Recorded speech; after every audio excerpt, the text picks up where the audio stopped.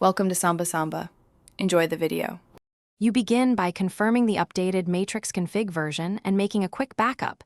This protects you if something breaks. Once done, open the active config file with elevated permissions so edits persist. Next, locate the root sections, global, namespaces, and mapping. You will change only the mapping first to avoid cascading effects.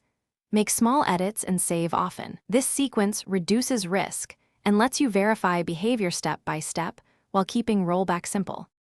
Now you focus on the complex middle, mapping rules and priorities. You will update key mapping entries, set explicit target endpoints, and assign priority numbers to control conflict resolution. Once edits are made, run the built-in linter or a dry run validator to catch syntax and logical errors before applying.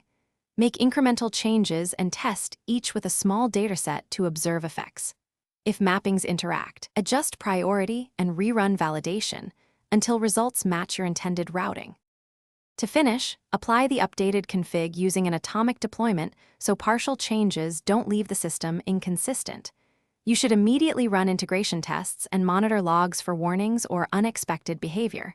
Logs reveal mismatches and dropped messages quickly.